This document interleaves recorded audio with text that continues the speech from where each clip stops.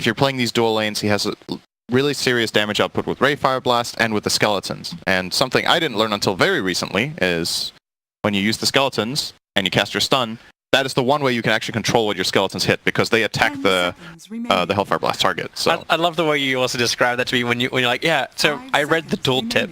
It doesn't even say, you need to hold down Alt, and then it says, oh, by the way, when you use your stun, your skeletons attack that target. It's pretty useful, actually. It's the hidden secrets, the Easter eggs of Dota. Hello, Monkey King. I love this hero.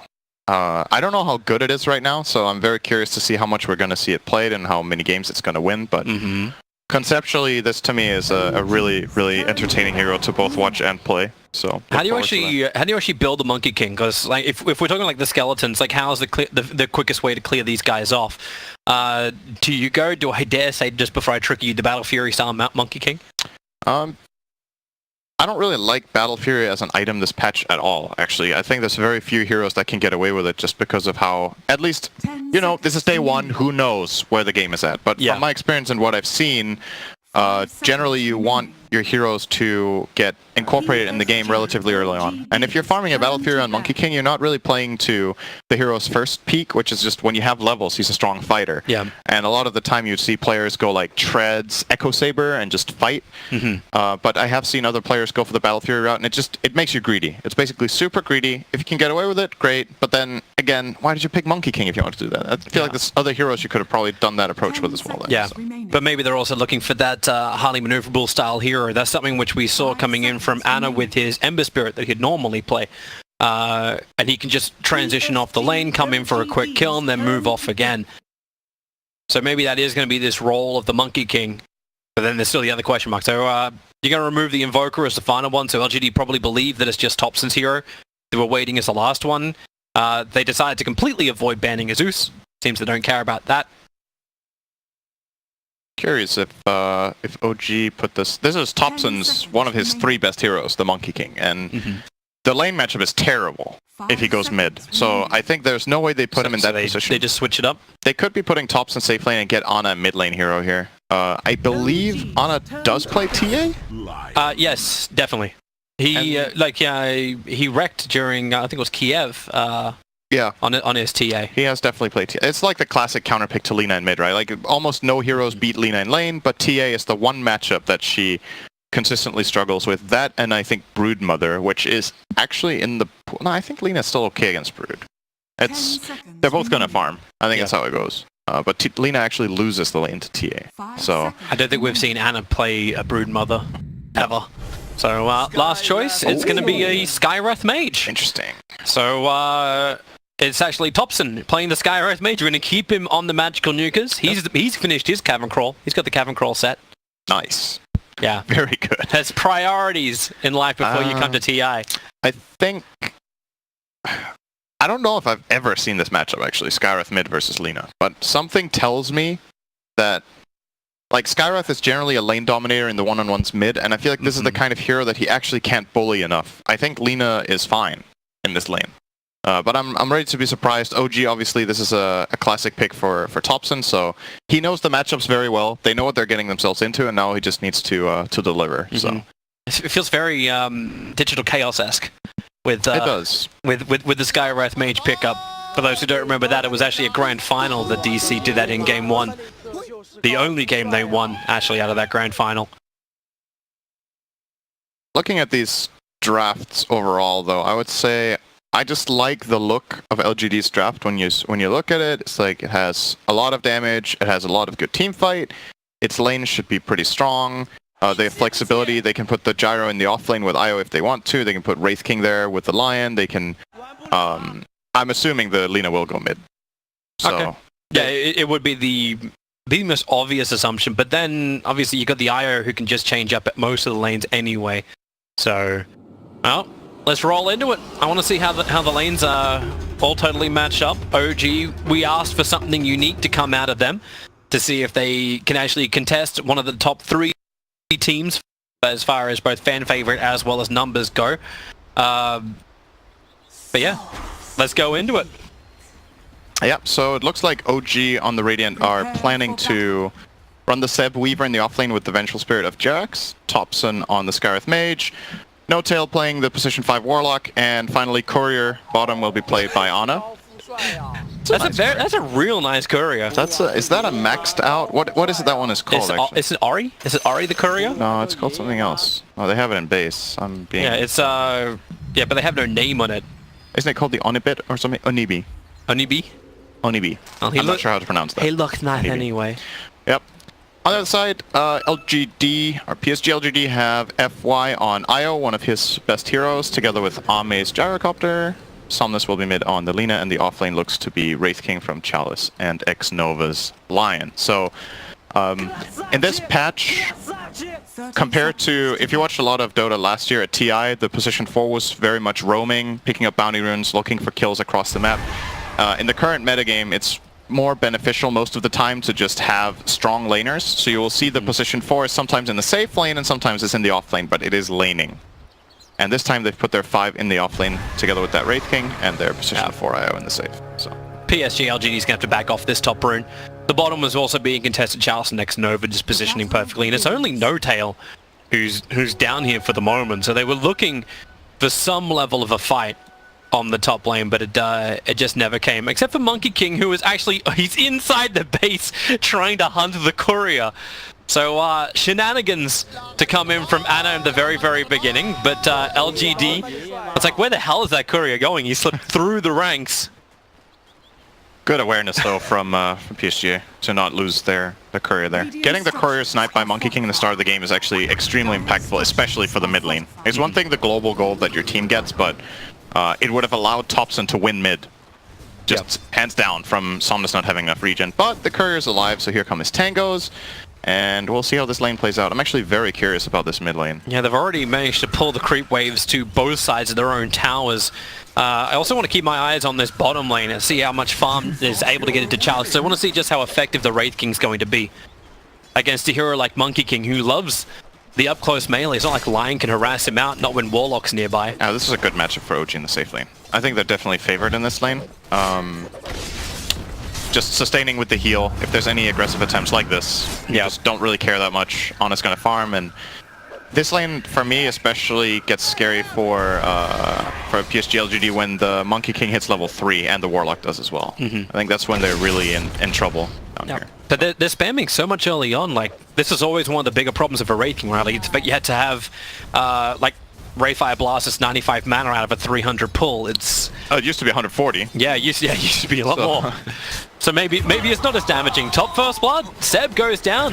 FY and Arme were chasing him down. They used the Flat Cannon early on. Now Jirax kind of trapped. He only had Wave of Terror. So this is going to be to the taunt of FY. A double kill for LGD and a great start to their round. In the mid lane, it looks very Somnus favored for now. On the Lina 11 and 2 against 5 and 1 Skywrath Mage. The way Skywrath wins his lane generally in mid is just that he plays against the opponent, he spams Arcane Bolts over and over and over again, and they run out of regen, and they have to spend gold on regen, and then you win the economy war that way. But Lina has so far done totally fine in this mid lane. This is so difficult for Seb. So he got caught out underneath the Sentry Ward, it seems, up on the top lane before. And then he took all the full brunt of a tethered up Flat Cannon. Notel in trouble in the bottom river. X-Nova and Chalice gonna find him, and X-Nova, just for good measure, finds the regeneration rune. How convenient. It is very convenient. Well, at least Ana's able to find some farm on the bottom lane, but LGD now have 3 kills across the board. Their advantage will start to push over 1,000. And with Somnus off to a good start, yeah. This seems like what LGD wanted. Maybe not exactly what they wanted. Arme kind of trapped out. The Wave of Terror is in once again. Seb solo on life. FY's coming in. He was salved up but didn't have the mana to tether over. So he'll use the balls to just kill off Jirax.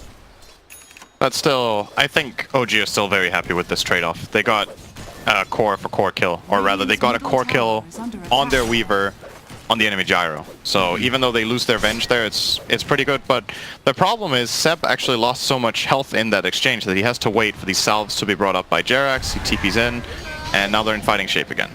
Yep. So FY and Arme can be underneath the pressure. That bottom lane, as you said, keep your eyes peeled when it hits level 3. No time's a little short, but Anna's already found his level 3, about to hit 4. And his Thompson, he's just pulling this creep wave back so far all the time. Oh, he's taking so much damage bottom, actually. Ana. That's problematic. No-Tail's heal's not kicking up enough, but that's why the stick charges are there. And Ana has the distance. Xnova's so low on life. They had the 4 skeletons charged up in the Mold Strike, so it deals so much damage. Monkey King doesn't have the best base armor, so these skeletons hit really hard, and he had already used his Boundless Strike, so he couldn't stun them or keep them at bay. And during all of this like chain lockdown between the 2 heroes of Lion and Wraith King, you deal a lot of damage with the skellies, so gotta be careful. And FY and Ame, they always feel so low. FY doesn't actually have a lot of life behind him. He's got 1 stick charge only to share over. But he keeps giving mana, going for the early Soul Ring on the IO. Bottom lane, an extra stun. Charles has already burned his. Actually, they do almost no damage now when they come in on Ana. It's the skeletons that are killing in this lane. So if they don't have charges on Mortal Strike, they don't have any kill potential at all. And I would like to see OG try to take a little more initiative in this bottom lane. Warlock is not the best aggressive hero, obviously, but Monkey King is great. Yeah, he was coming over. They knew it was going to happen for the 5-minute runes. Xnova, he'll be on top of it, but he won't be able to pick it up. He'll die for the rune. Good timing there from OG to get that. On the other side of the map, PSG LGD will get 1 bounty, so that's a 3-for-1 exchange. It's really good, though, for the offlane for OG. The fact that you get a full bottle charge as well for Seb. Not really reliant on having to burn Shrine, which means they can be a little bit more over-aggressive against FY and Ame. And they're really trying to go ham. Homing Missile's going to connect. Seb has the 6 charge up already. Jirax tries to create space. Still has Magic Missile available. Seb will go invis, but he's back underneath that fresh Sentry Ward. The battle for vision control is definitely going the way of LGD on top lane. I think Seb was trying to feel out where the sentry was in that second Shikuchi. He wants to know where he's safe and where he isn't, so I think he found out based on that last Shikuchi where the sentry is, and now they're going to play around that.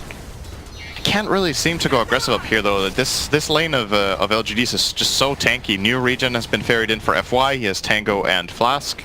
20 stick charges on the gyro. There's no way they get a kill up here like this. Just not possible. For a moment, actually, Somnus abandoned the mid lane. I don't think he wanted to really be there. He went and farmed inside the jungle, but he won't want to be there now. Arcane Rune for Thompson. He's just going to spam the crap out of the Lina. As I say that, Monkey King will die on the bottom lane. Ana was bouncing around to the tree lines on the eastern side of the lane, but there was no support. No-Tail rotated towards the mid lane looking for a kill. I think he went to ward, actually. That's a fresh ward placed down here. So No-Tail went off the lane for a second to ward, and then... Oh, now he's going to get caught out. They took the initiative. Underneath the Dire Observer. No-Tail has to use his defensive Shadow Word, and then maybe get a little bit more aggressive. X-Nova. Low on life. Ana's going to slap down. They had the Fatal Bond, so potentially to beat into Chalice, but the damage won't be shed enough. There's Seb who's in trouble on top lane. Extra stuns to land. The homing missile from Ame. He knew he already had Seb dead to right, so they go after Jirax. But a little bit too deep under the tower for them to dive. In the meantime, No-Tail almost died to Skeleton's bottom. They were just hunting him down. They have 350 move speed, and No-Tail has 297, so he can actually get just chased down by the Skeletons. They gotta be careful. They almost look pointless to kill, too. They give so little bounty. Yeah, it's not like Eidolons, which give you so much. Here we go again. Another dive up on top. Seb will get a revenge, so support for support. And the bug will get rid of by Ame, so he's fine, but it's Thompson who's in trouble. Liar Strike Array will connect. X-Nova has his own stun. So LGD, they'll have the successful rotate into mid lane. Yeah, they have more play potential, I would say, right now. OG's heroes seem more dependent on constant support. They're going again on top lane. Tether coming in from FY. This will give the life to Ame to then try and turn around. Seb has to Kuchi himself away. And the homing missile, this has to be knocked off as bottle charges called out from Ame with the wave of terror. He's so low, magic missile won't kill him off, however, maybe with a swarm. It connects onto the back of him. FY's got him. There's 8 stick charges available, so he knows he'll be okay. Oh, he's actually playing without overcharge. Interesting. Another magic missile coming in. FY, has he got enough? Relocate! Pulls him all the way home into safety. A free regeneration, and someone's just got Laguna if he wants to, and doesn't even do that. Dragon Slave to kill off Seb, arrived under the cover of Invis, and gets the kill on the offlane of OG. Nice and easy here for just a couple of rotations that they've done have been very successful. The Lion getting into mid, frees up the Lina for a moment, she pushes out the wave, takes the opportunity to go top and find that kill. Now, that's just one of the downsides of Skywrath mid. If you're not destroying your lane, you don't really pose a threat to the tower, right? Like, how's this guy going to push this tower? He doesn't clear the wave very fast, and when he does, he doesn't deal any structural damage, so... It's It seems like it's a pure kill hero. That's all. Yeah. Just like spam it out, and does he actually have to focus like FY at the beginning? Get rid of that regeneration. It's the reason why he's probably up on top. Observable gives him the information. Seal, Wave of Terror won't be able to reach, but the call down from Arme is pretty good. The magic missile stumble connects. Seb just has enough life with a stick charger to then get the time lapse off. Thanks to the kill, he actually got that level 6. So Gyrocopter down again, not the path he wanted to take. 4th on the net worth. Looks like it might cost OG a mid tower though. That is... I don't think you're happy with this exchange. Like, you pay... Sure, you get a really big kill on the Gyrocopter and you get your Weaver a little bit more into the game, but losing a full tier 1 mid tower at 930 from this... Well, they're coming for a fight again up on top lane. They don't want to give it up. Under the cover of smoke. End up having 4 heroes on top. LGD, nice defensive ward already placed around the side, same with the sentry, so no way for OG to get the vision advantage. Now they turn, they try and fight. The homing missile still on the deck. It's going to go towards Seb, but they've got the stun in. Perfect from Anna. The rotation. All 5 heroes from OG. Right place to slap down that safe lane. It's a big rotation, but if they get 2 kills and a tower, I think this is okay. Still, you have to remember in the meantime that LGD are also making their own push bottom. Currently only 2 skeletons stored up here for Chalice though, so won't be able to take the tower too easily. Has actually opted for a 4-0-2 build, so maxing out the stun rather than the skeletons in this instance. Oh, actually, no, now his skeletons are coming back in. They're farming the jungle. Oh, they're up on top. Chalice thought he could be part of this fight with a relocate. Arme is coming from behind thanks to FY's delivery service, but have they really found the hero they're searching for? Now it's X-Nova who gets isolated at the bottom, and the bouncing away Monkey King, Skyra, sorry.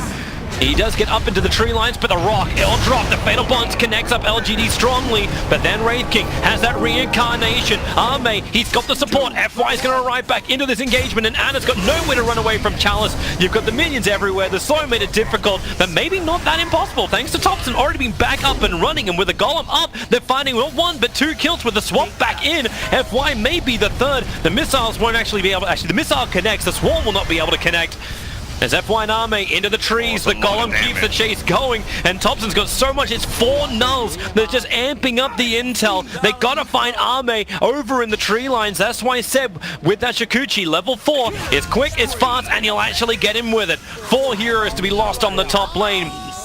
Actually, it's basically 5. That's all of LGD going down, but it costs 3 and a buyback from OG. That is still the best fight of the game for them by far. They pulled back 2,000 gold. They almost got the top tower. In the meantime, they didn't lose their bottom tower either to the push that the Wraith King started. So LGD were feeling that fight. They brought in the Wraith King early, wanted to use his reincarnation to try to bait and set up a good fight. But the damage from OG, when this Skywrath is not accounted for in the fight, you take these long fights and he's free casting for 20 seconds.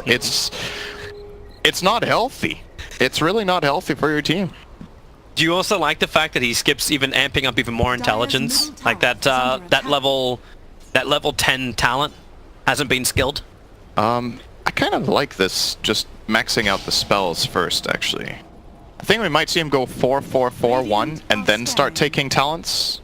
Then take 2 talents in a row, perhaps, and just keep ulti level 1. I'm not sure how Thompson does it. I've seen him play Skywrath where he didn't skill the ulti until level, I don't know, 13. Oh, they've had another target. It's going to be the Lion. Oh boy, that hit so hard. 2 arcane bolts will be enough to kill him. Wait until you actually start getting double of those bolts. But you've still got to hit that timing window, right? Because LGD will get stronger. I'm not seeing a BKB queued up from Arme. In fact, he's just going for drums. In fact, does anyone... Do you actually build BKB to try and avoid this magical damage? Or does this just cripple your lineup if you do it? Oh, you will definitely need BKB against Skywrath Mage later.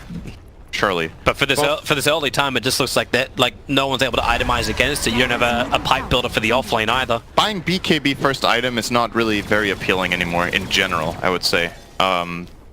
it's like, yes, you're magic immune, but since you don't have really good stats, what are you going to use the immunity for? Like, are you going to kill heroes with it? It's also, it slows down your farming because any other item you buy that's useful for your hero will just transition better. So I definitely think we will see the BKB come out later for Gyro and probably the Lina as well. But I would imagine Gyro wants drums plus maybe an SNY or something first to really speed up his Wisp as well. LGD are on the hunt under the cover of smoke. They move into the Radiant jungle. OG were looking for something similar. No Tell Smoke's going to break. You'll see Somnus to jump in from Charles, sealed up very, very quickly. They will get the pop onto Warlock, who does not have a buyback available. And now Jirax, the relocate, Arme comes over. They're searching for both supports to bring him down. Huge amount of stun taken out of the fight. Now, LGD, what do you get from this? Oh, they're actually bottom lane. They come back to the relocated target. Seb as well as Thompson, they realize what was going to go on. They get one in Arme. The slapdown is available, and FY will pop two. More support coming in from LGD, but do they really want to fight this underneath a freshly shrined up OG? It will be enough when Seb isolates himself so far forward away from the rest of his team. They need some kind of rebuttal to make this worth it. Thompson will have it. The Rock will drop a double stun for them. Chalice not involved in either of that, so neither the Fatal Bonds nor the stun. And LGD will just walk it off. Yeah, I think they're happy with that. They forced Golem. After they got the Weaver kill, that fight is totally fine for them. And yes, it cost them a reincarnation, which is also a long cooldown, but you would say in many ways the Golem is the bigger spell. Yules, mid lane, Somnus, he needed a couple of extra seconds to really go for anything here.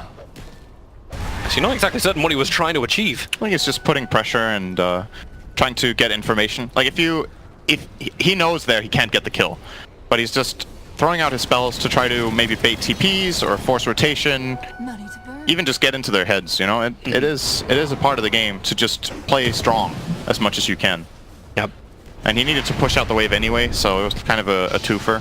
I'm loving this build coming in from Seb. He's actually going to go straight for the Spirit Vessel. Yeah, they want that against Io. I think it's pretty smart. Yeah, it's good this game. Because that just becomes your, like, if you seal him up, you could put the Spirit Vessel on. What's he doing this anyway? time it's real, Toby. He's got 4 1 charges though. He's got enough into the trees. 2, 1 seconds. Gotta jump, gotta jump. Can't jump. He had a stun the whole time. I feel like Ana could have probably landed a stun there. He should know which way Somnus was going from the initial trajectory that he saw, but held his stun, was maybe a bit too focused on the spring there, and on the tree dance rather. Spring is when you jump down. I would not have advised that in that situation, unless you jump really far away. But yeah, that's another kill here for Ame. And when you look at the net worth now, you're starting to see the story, right? The Lina is pulling very far ahead. Somnus is having a great game.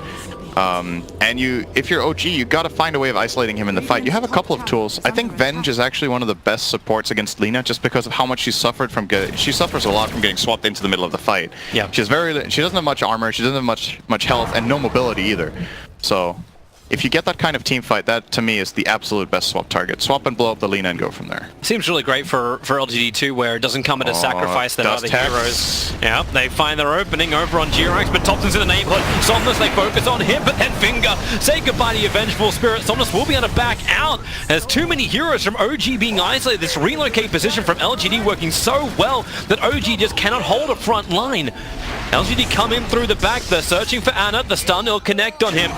Up in the trees, can't spring away, they tether through, break the trees, get the stun, and a triple kill for Arme. OG, 4 heroes down, and LGD feeling strong. They now hold all 3 of the top net worth positions. That was really nice the way they set that up. Lina stunned the trees that Monkey King was in, and he is obviously going to jump across to the side. They blind stun him with Lion, and then they tether the trees. That's super high level play coming in here from LGD. Very, very nice. And they got 4 kills, 3 of them on Ami. Yep. So that's his... Looks like he's going Manta. Interesting. Well, I just have a quick look at that fight once again. Yeah, so we're going to see it. The problem is they try to jump on the Lina, but the Skywrath isn't in range to cast the Mystic Flare in the beginning, so they don't manage to execute that kill.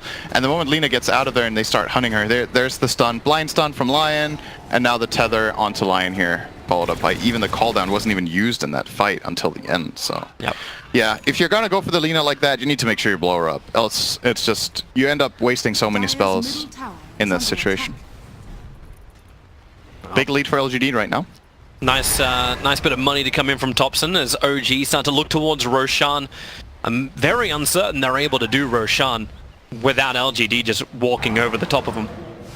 Because you've almost finished the Blade Mail for the Wraith King, so that Veil of Discord, Skywrath, like he's going to be looking to amplify and just pop as many heroes as he can, but Charles is going to be a real beast to isolate and focus.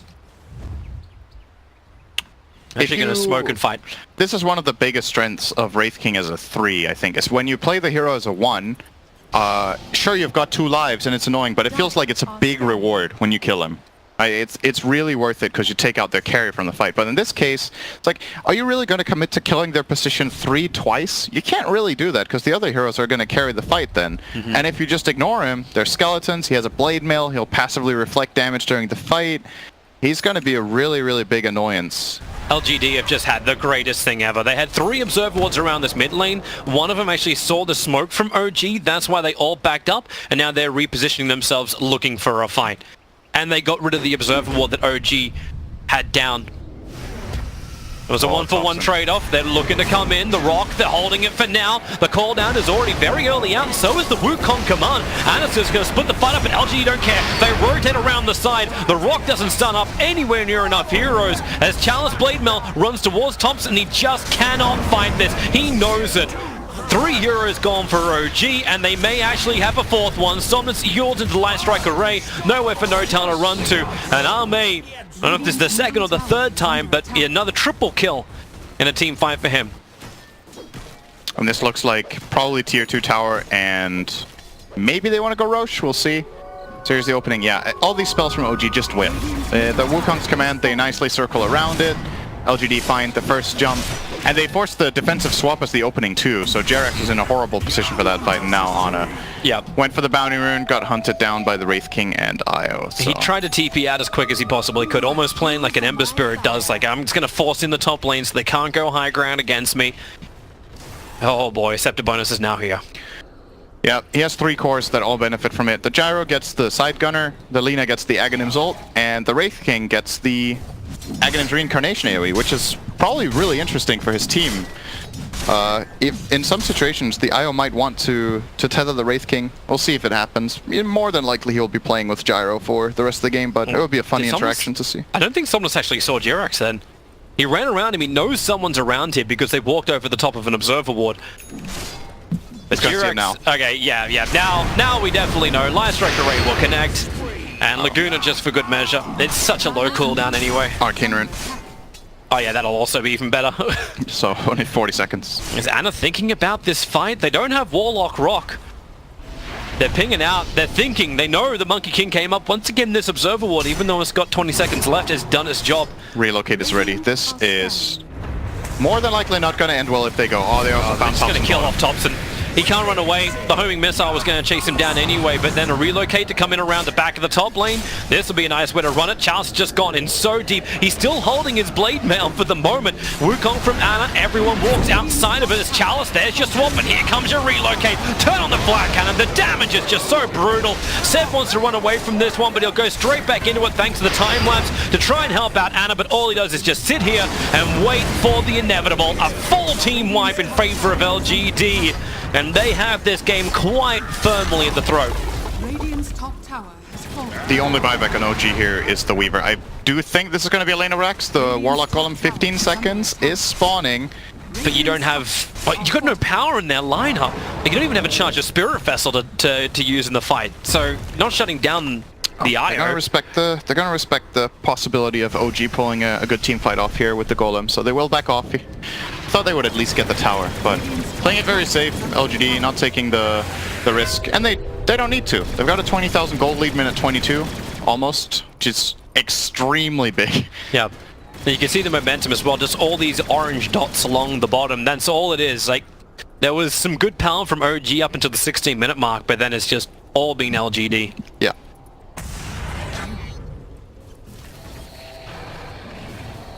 Maybe this is the time for OG to try and sneak Roshan, or they don't even have a Roshan killer, do they? Like, Monkey is not going to hit it anywhere near hard enough. They have a lot of minus armor, and they have level 4 Swarm and the minus armor from Venge, but yeah. They still don't have that last piece for the easy Roche. Against the team fight that you have of LGD, and the fact you're going to have a Maelstrom soon onto Arme, Yeah. FY just giving him all the buff up you want. Maelstrom, side gunner, Yeah. classic. It's just so damn powerful, and I don't understand how OG is meant to kill off Chalice. Like, you want to jump onto this Wraith King, he just triggers Blade Mail, and then you've lost the fight. You can't go on the Wraith King. It's actually just not possible. He's even going Echo Saber. That's very different, I think. I mean, we're going to see if this is a different build. I think the Blade Mail is very standard, but Echo Saber is not the most common build, I believe, in this hero. Hang on, no, did they scan? No, they scanned Roshan. I thought for a moment they scanned OG perfectly. But OG are trying to wrap around the back of the tier 1 tower, using Ana for that little bit of extra vision. Sebo Shikuchi down, but they see him. Chalice jumps in, picks up the Arcane Rune. Ana has to go into the Wukong command. They're going to try and go on the Wraith King before he gets the Blade Mail off. With a slapdown, they do kill him and pop the Reincarnation. But where do you go next? Thompson isolated out by the leader, but the Rock creates a little bit more space for this guy. Right, made to do some work. Nortel's trying to keep everyone slowed down with the upheaval, but now we are surrounded by LGD. Buybacks in, it's OG trying to bring back Thompson, but are they going to gain anything from this? Ana's already TPing away. If they got a stun, they do not. They cannot cut through. No Quelling Blade left onto Chalice to do so. But this is now LGD who can slip in and do Roshan quite easily. Double damage on Lina is expiring. So this is the problem, right? This is the thing we talked about with Wraith King. You commit Wukong's command to go on the Wraith King. A bit of a misplay there from Thompson too, completely missing the Mystic Flare. Definitely didn't help them either. But, you know, you place this Wukong's command on the Wraith King, he doesn't even die. And we come back live to watch Jirax. Oh, okay. Nice swap and run. He was trying to get the bounty runes. Cute little play there. But inevitably this Roshan will fall. Another aspect of Wraith King, by the way, that we haven't even talked about, the aura. Yeah. When you play this, again, when you play it as a position 3 rather than a 1, a lot of the hero's key benefits are full effect in these other roles. So the level 4 aura 30% lifesteal for Gyro is really, really good. He obviously has the reincarnation the same way, and with this item build, he doesn't need to carry. He's basically like this unkillable frontline tanky hero that just starts the fight. It's going to cop one of the balls. VS can die in the meantime, so once again, Jirax under threat. Ana just trying to bounce around and waste the time of LGD. That's why he was pushing the bottom towers within deny range, and Arme is going to take care of that. And it was the VS who died on this mark here. When's the last time something good happened for OG this game? No green marks on the graph. 15 minutes ago. Well, if you want to go for the win probability, 97% in favor of LGD. I think I can say that's accurate. And for all those fantasy points, kids, it's a good day for LGD. It is. Wait, who did I pick? I picked Ame, right, in my team today. I think I did. Oh, it's pretty good. I have FY. And I have Somnus. You have Somnus. Somnus is good this game. Yeah, it's a good pick. It's a good day. Good day at the office. But then again, OG, they're not out of it yet. It will take a bit of a miracle to come back. Yes, it will. They can't need LGD just to be isolated, right? But it seems like OG just delaying this. They're pushing the side lanes. Ana's being a real nuisance on the side. Does this actually buy us time for a critical item? Like, I'm looking at a BKB for the Weaver on the way. You've already got the Veil, and he's trying to go for an Aghanim Scepter on Thompson, but it doesn't look like he can survive like going on Wraith King or going on anyone. There's no escape item for a Skywrath. Yeah, I think the biggest item in this game is Monkey King's BKB, but I'm concerned it's going to be too late to even become a part of the game. It really is the item that they need, because the problem for Ana is he can't really use his Echo Saber, right? He uses his ulti, but he can't go in. He just can't go in the fight. He's just going to die. Homing missiles chasing him down. Newell Scepter actually going to cancel off the stun they were looking for, but it won't matter when Somnus has so much to follow up with. They drop the rock, and here comes Ana in for a Wukong command. He'll need to get a good line stun, but it just doesn't work. They already know it. He bounced out of his ulti as quickly as he put it down. Actually quicker. 3 euros from OG lost. Jirax will join him. And LGD are on the rampage. A miracle I do not think exists in this game for OG. That's some time ago. Wow. I wasn't looking to go back that far for memes, but alright. Now we're at the... I like to call this... I need to come up with what I call this. The magical mark. Let's call it the magical mark. Magical mark. 1k GPM lead is generally an indication that you have won the game. This is very, very, very, like, these are the biggest kind of leads that we generally see beyond the 1k GPM mark. I don't think I've ever seen a team lose. OG's trying to hold on to it. Warlock, so much damage on the node. Laguna from Somnus will get the kill, and they're looking for a little bit more. The stun will connect onto the Weaver, a swap away. He needs time to timelapse. Actually, no, he'll just run back into base. Thompson can come back to the world of the living, but how much has he really got? He's not even level 15. He doesn't even have that second Arcane Bolt available or the seal, and they realize it. They call it GG. The nukage doesn't work. The cores don't work. And LGD have an answer to absolutely everything OG were throwing at them. Yeah. It looked like it looked relatively competitive when OG got that good team fight top. They were